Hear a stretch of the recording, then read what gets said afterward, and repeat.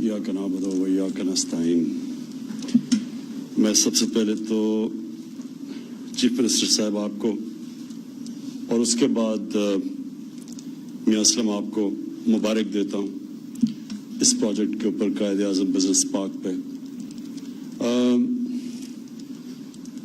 Industrialisation के बगैर कोई भी कौम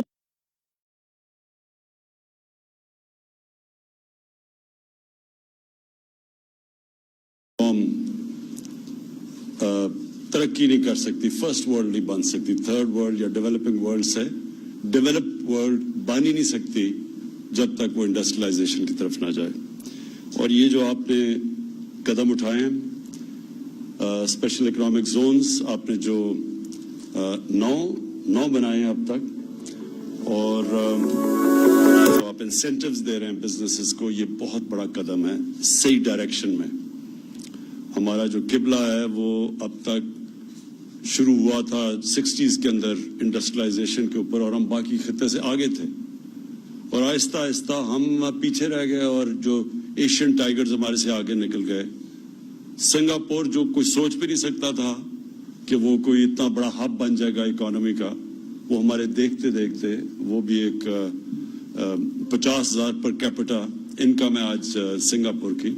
उसकी वजह यह है कि उन्होंने प्लानिंग की थी। हमारी जो प्लानिंग थी 60s के बाद, हमारी प्लानिंग का सिस्टम ही सारा चला गया, हमारी प्लानिंग कमीशन ही खत्म हो गई। जो एक वक्त पे हमारी प्लानिंग कमीशन की वजह से हमारे जो फर्स्ट 5 ईयर इकोनॉमिक प्लान्स थे वो कोरिया, साउथ कोरिया जैसे मुल्क ने लिए, मलेशिया ने लिया, और वो आगे निकल गया वो लेके। लेकिन हमने जो एक वक्त पे एक मिसाल थी डेवलपिंग वर्ल्ड की, हम पीछे रह गए। तो उसकी बहुत बड़ी वजह यह है कि हम आगे का नहीं सोचते। हमारी सिर्फ प्लानिंग होती है कि इलेक्शन कैसे जीतना है, इलेक्शन से पहले कौन सी ऐसी चीज करें जो लोगों को नजर आ जाए, उसको फिर हम अरबों रुपए उसको इश्तिहारात दें, और उसके बाद इलेक्शन उसके ऊपर जीतने की कोशिश करें। ये शॉर्ट टर्म प्लानिंग की वजह से आज पाकिस्तान जो मेरा ये मान का हिस्सा है कि ये वो मुल्क है जिसके अंदर सबसे ज्यादा पोटेंशियल है। इस सारे एरिया से सबसे ज्यादा पोटेंशियल पाकिस्तान का, जो कि 60s के अंदर नजर आ रहा था।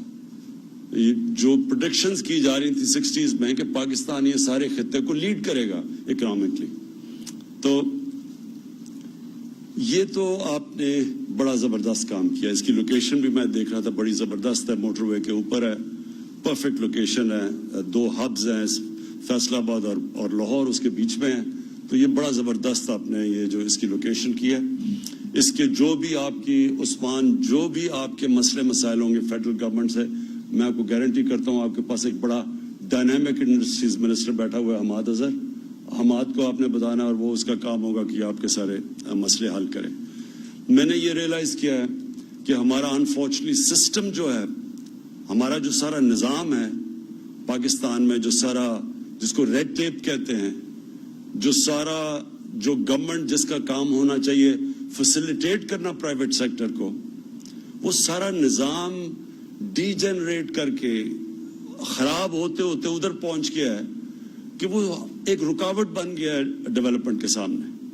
हर किस्म की रुकावट वो यानी जिधर नहीं भी जरूरत होती उधर भी रुकावट डाल देते हैं।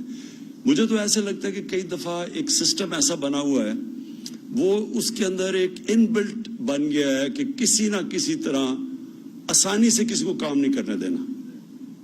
और मुझे पूरी तरह अंदाजा कभी भी नहीं, जब हम बाहर बैठे हुए थे, जब गवर्नमेंट से बाहर होते हैं, तो मुझे ये अंदाजा नहीं था। हम भी सोचते थे, हाँ नजर आती थी करप्शन है हर जगह, पैसे दो तो काम हो जाता है, नहीं तो नहीं होता, वो तो नजर आ रहा था।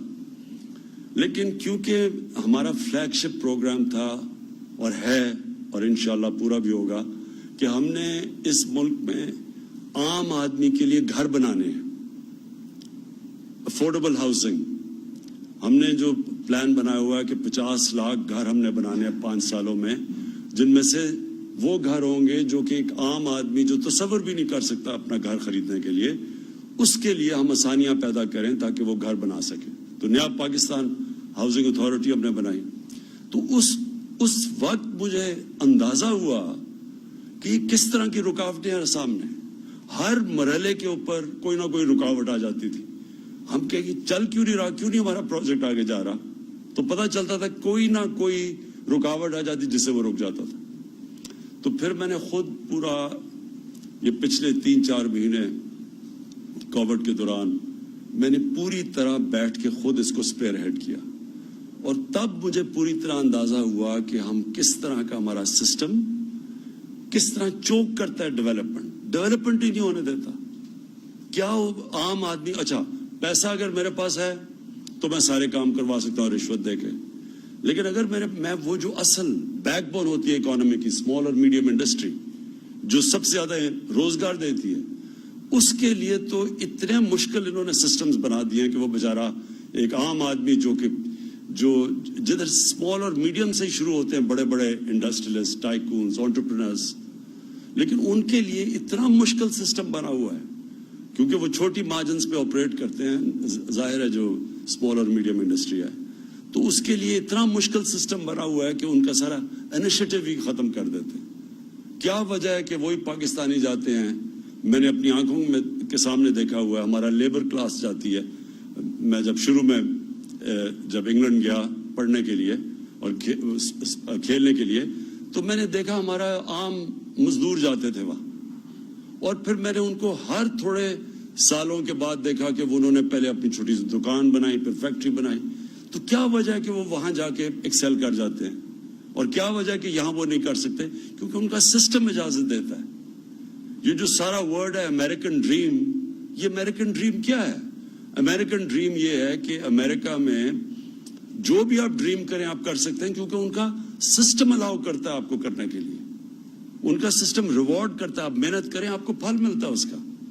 یہاں بدقسمتی سے ہمارا سسٹم آہستہ آہستہ ادھر پہنچ گیا کہ یہ رکاوٹ بنا ہوا ہے.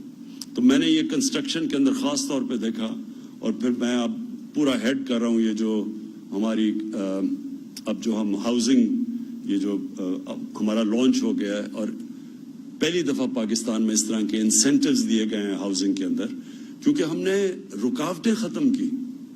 ہر جگہ FBR کے اندر کوئی رکاوٹ تھی, کوئی ایک ہٹاتے تھے دوسری آ جاتی تھی, کوئی نہ کوئی چیز آ جاتی تھی جو کہ ایک عام آدمی کے لیے اس انڈسٹری کے اندر, کنسٹرکشن کی انڈسٹری میں آگے جانا اس کو روکتی تھی.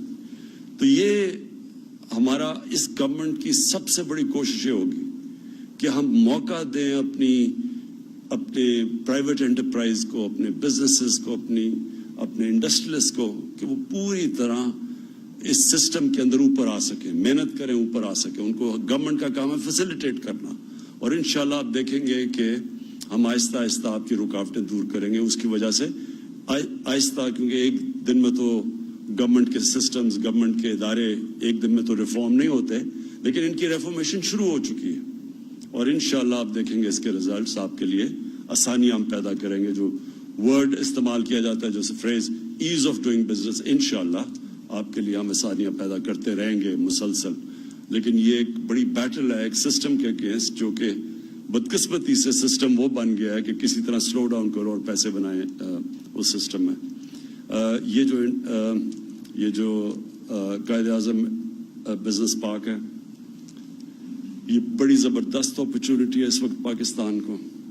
بہت چائنیز کمپنیز ریلوکیٹ کرنا چاہتی ہیں. میں جب چائنا گیا 3 دفعہ گیا, تینوں دفعہ جو چائنیز بزنسز, بڑی بڑی کمپنیز سے جو میٹنگز ہوئی, ان سب نے انٹرسٹ شو کیا پاکستان آنے میں. لیکن ان سب نے یہ بھی کہا کہ آپ کے ملک میں جو پروسیجرز ہیں ان کو آپ کو آسان کرنا پڑے گا. اور ہم نے پھر کمپیئر کیا کہ جو دنیا میں باقی پروسیجرز جو ویتنام میں ہیں, ایون بنگلہ دیش میں, وہ جو ہے ان کے پروسیجرز ہمارے سے بہت بہتر ہو چکے ہیں, وہ زیادہ ہے, تو اس لیے وہ کمپنیز وہاں جا رہی ہیں. تو ہم نے اب یہ جو آپ نے جب قائد اعظم بزنس پارک کے اندر جب آپ نے ون ونڈو آپریشن کیا, تو یہ وہ باہر کی کمپنیز دیکھ رہی ہیں اس طرح کی زونز جدھر کہ وہ انویسٹ کر سکیں. تو میں پھر سے آپ کو مبارک دیتا ہوں, آپ کو میں سمجھتا ہوں خراج تحسین پیش کرتا ہوں کہ یہ زبردست آپ کا انیشیٹو ہے, اور یہ ریسٹ ایشورڈ کہ ہماری جو فیڈرل گورنمنٹ ہے ہر جگہ آپ کی مدد کرے گی اس کو کامیاب کرنے کے لیے. Thank you. وزیر اعظم عمران خان قائد اعظم بزنس پارک کے سنگ بنیاد کی تقریب سے خطاب کر رہے تھے۔ وزیر اعظم نے کہا کہ صنعتی ترقی کے بغیر کوئی بھی ملک ترقی نہیں کر سکتا اور پاکستان میں اس قدر